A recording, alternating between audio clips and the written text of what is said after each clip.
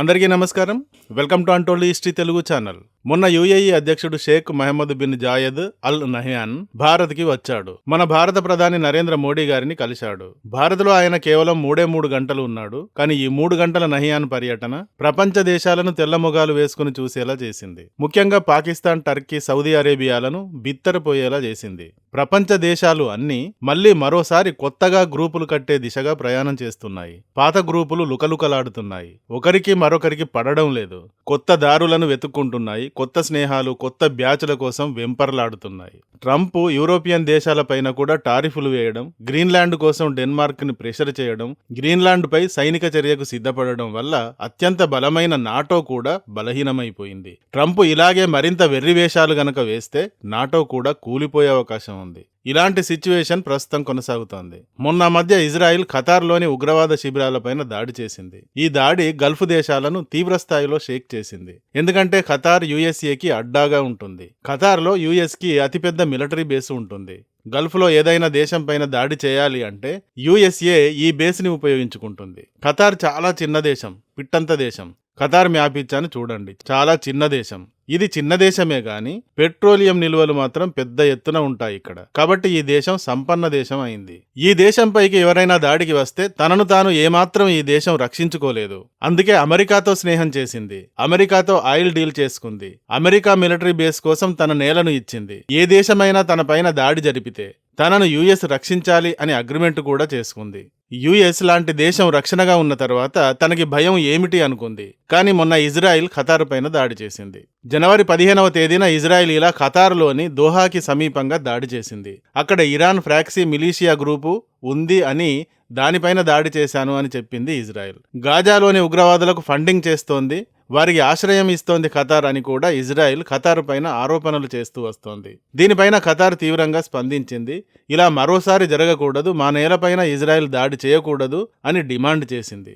America Israel చేత సారి చెంపించింది తర్వాత. ఎందుకంటే గల్ఫ్ దేశాలలో చాలా దేశాలతో యుఎస్కి చాలా లోతైన సంబంధాలు ఉన్నాయి. తమకు రక్షణగా యుఎస్ వస్తుంది అని నమ్ముతాయి. కానీ ఇజ్రాయెల్ విషయంలో మాత్రం తమను వదిలేస్తుంది, ఇజ్రాయెల్ వెనకే ఉంటుంది అని ఈ ఖతార్ పైన ఇజ్రాయెల్ దాడి చేయడం తర్వాత గల్ఫ్ దేశాలు అనుకునేలా పరిస్థితి మారింది. ఈ విధంగా గల్ఫ్ దేశాలు భావిస్తున్నాయి. అమెరికా పట్ల విశ్వాసం వీటికి దెబ్బతింటోంది అని యుఎస్ భావించి ఇజ్రాయెల్ చేత సారీ కూడా చెప్పించింది. కానీ జరగాల్సిన నష్టం జరగనే జరిగింది. ఈ దాడి తర్వాత ముస్లిం దేశాలు అన్నీ కలిసి ఇస్లామిక్ నాటో ఏర్పాటు చేసుకోవాలని మీటింగ్ పెట్టుకున్నాయి. విషయం ఏమిటి అంటే ఇస్లామిక్ దేశాలు చాలా దేశాలు పెట్రోలియం కారణంగా బాగా ధనిక దేశాలు, కానీ ఇవి అన్ని చిన్న చిన్న దేశాలు. యుద్ధాలు జరిగితే తట్టుకునే స్థాయి దేశాలు కాదు. కాబట్టి UAE, Saudi Arabia, Egypt, Jordan లాంటి దేశాలు అన్ని యుఎస్ వెనకే ఉంటాయి.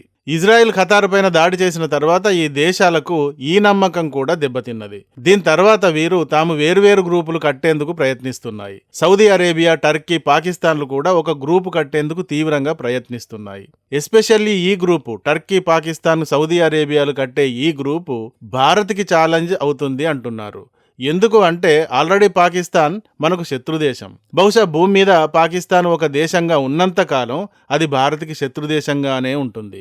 భారత్తో శత్రుత్వం తప్ప దానికి ఒక లక్ష్యం, ఒక గమ్యం, ఒక ఆదర్శం లేదు గనక ఇలాంటి పాకిస్తాన్ని భుజాలపైకి ఎత్తుకోవాలని టర్కీ ఆయాసపడుతుంది. ఇస్లామిక్ ప్రపంచానికి ఎలాగైనా తాను కింగుని అనిపించుకోవాలి అని ఈ టర్కీ ప్రయాసపడుతూ ఉంటుంది. ప్రతిసారి పాకిస్తాన్ని వెనకేసుకు వస్తూ భారత్ పైన అవాకులు చెవాకులు పేలుతూ ఉంటుంది. సో పాకిస్తాన్తో పాటు టర్కీ కూడా భారత్కి ఒక శత్రు దేశం కిందే లెక్క.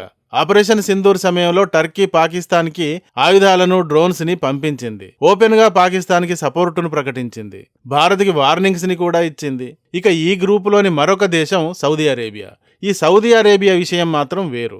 సౌదీ అరేబియాకి భారత్కి చాలా మంచి సంబంధాలు ఉన్నాయి. ఆయిల్ కి సంబంధించి భారీ స్థాయి ట్రేడ్ కూడా ఉంది. భారత్ సౌదీ సంబంధాలు ఈనాటివి కావు. భారత్కి స్వతంత్రం వచ్చిన నాటి నుండి ఉన్నాయి. 15 నుండి 20% ఆయిల్ సౌదీ నుండే భారత్ దిగుమతి చేసుకుంటుంది. భారత్లో సౌదీ ఇన్వెస్ట్మెంట్స్ $3.3 బిలియన్ ఉంటాయి. సౌదీ అరేబియాలో భారతీయులు 2.6 మిలియన్ల మంది పనిచేస్తూ ఉంటారు. ఇలా అనేక విధాలుగా సౌదీతో సంబంధాలున్నాయి భారత్కి. చాలా మంచి సంబంధాలు, బలమైన సంబంధాలు, లోతైన సంబంధాలు ఉన్నాయి. కానీ సౌదీ అరేబియా పాకిస్తాన్, టర్కీలతో ఒక కూటమిని ఏర్పాటు చేసుకుంటోంది. ఇప్పుడు ఒక దేశం పైన దాడి జరిపితే ఈ 3 దేశాలు తమపైన జరిగినట్టుగానే భావించి ఒకరికి ఒకరు సపోర్టుగా రంగంలో దిగుతారన్నమాట.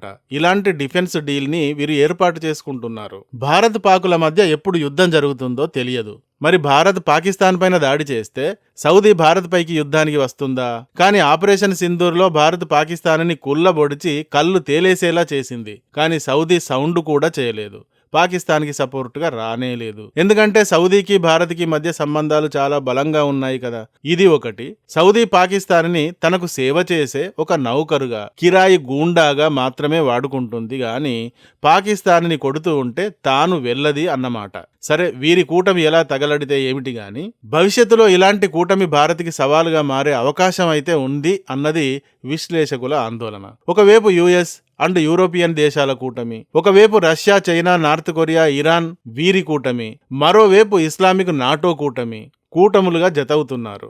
భారత్ మాత్రం ఎవరితో కూడా కూటమిగా ఉన్నట్టు కనబడటం లేదు, ఒంటరిగా ఉన్నట్టు కనబడుతోంది. ఇటువంటి సమయంలో యుఏఈ భారత్కి దగ్గరగా జరిగింది. యుఏఈ అధ్యక్షుడు భారత్కి వచ్చాడు, మోడీ గారిని కలిశాడు. స్ట్రాటజిక్ డిఫెన్స్ పార్ట్నర్షిప్ అగ్రిమెంట్ తో పాటు అనేక ఇతర విషయాలలో కూడా అగ్రిమెంట్స్ చేసుకున్నారు. సౌదీ అరేబియా పాకిస్తాన్తో డిఫెన్స్ డీల్ చేసుకున్న కొద్ది రోజులకే సౌదీ అరేబియా పక్కనే ఉన్న యుఏఈ భారత్తో డిఫెన్స్ డీల్ చేసుకుంది. ఈ విధంగా భారత్ యుఏఈతో చేసుకున్న డిఫెన్స్ డీల్ అంటే ఏమిటంటే కౌంటర్ టెర్రరిజం, సముద్ర భద్రత, cyber security, defence industrial collaboration, advanced technology, special forces training, special operations, పరస్పరం గౌరవం, సార్వభౌమత్వాన్ని కాపాడుకోవడం మరియు భూభాగ సమగ్రత మొదలైన విషయాలపై సహకరించుకునే ఉద్దేశంతో ఈ డిఫెన్స్ డీల్ జరిగింది. భారత్ యుఏఈల మధ్య జరిగిన డిఫెన్స్ డీల్ అంటే ఇది.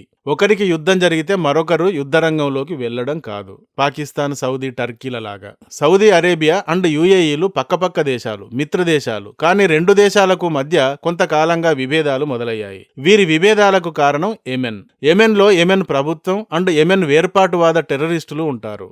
సౌదీ అరేబియా యెమెన్ ప్రభుత్వానికి సపోర్ట్ ఇస్తుంది, యుఏఈ అక్కడి వేర్పాటువాదులకు సపోర్ట్ ఇస్తుంది.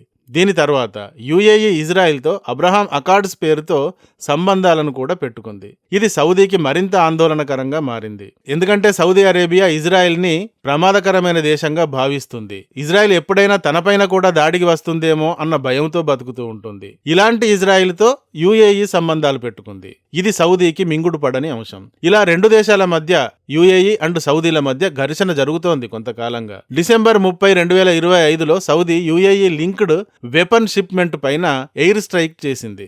దీంతో యుఏఈ సౌదీల మధ్య యుద్ధ వాతావరణం ఏర్పడింది. సో ఇలాంటి యుద్ధ వాతావరణం ఏర్పడిన సమయంలోనే యుఏఈ భారత్కి వచ్చి భారత్తో డిఫెన్స్ డీల్ చేసుకోవడం వల్ల ఇది చాలా పెద్ద ట్రెండింగ్ విషయంగా మారింది. మరి యుఏఈతో డిఫెన్స్ డీల్ చేసుకుంటే గల్ఫ్లో భారత్కి వ్యతిరేకత ఏర్పడుతుంది కదా, సౌదీతో భారత్కి కాంట్రవర్సీ ఏర్పడుతుంది కదా అనే ప్రశ్న ఇక్కడ వచ్చింది. దీనికి మన విదేశాంగ కార్యదర్శి విక్రమ్ మిస్త్రీ గారు యుఏఈ అండ్ సౌదీల మధ్య ఘర్షణ వాతావరణం కంటిన్యూ అయ్యే అవకాశం లేదు, ఆ రెండు దేశాలు చర్చలతో తమ సమస్యలను పరిష్కరించుకుంటాయి, భారత్కి గల్ఫ్లో ఏ సమస్య ఏర్పడదు అంటూ సమాధానం ఇచ్చారు. కానీ సౌదీ, పాకిస్తాన్, టర్కీల కూటమికి యుఏఈ, భారత్ల ఈ డీల్ కూల్ గా షాక్ ఇచ్చిన సంఘటనగానే చెప్పవచ్చు. యుఏఈతో 2032 నాటికి $200 బిలియన్ ట్రేడ్ జరగాలి అనే అగ్రిమెంట్ జరిగినా అంతా కూడా పాక్, టర్కీ, సౌదీ కూటమికి షాకిచ్చిన సంఘటనే ఇది అని యుఏఈ భారత్ డీల్ని చూస్తున్నారు. మరి దీనిపైన మీ అభిప్రాయం ఏమిటో కామెంట్తో తెలియజేయండి. ఈ వీడియో కానీ నచ్చితే ఒక లైక్ ఇవ్వండి. అలాగే ఇంతవరకు మా ఛానల్కి సబ్స్క్రైబ్ చేసుకున్నట్టయితే వెంటనే సబ్స్క్రైబ్ చేసుకోండి. ఇలాంటి వీడియోల నోటిఫికేషన్స్ కొరకు బెల్ ఐకాన్ని కూడా క్లిక్ చేయండి. Thank you for watching. జై హింద్, జై భారత్.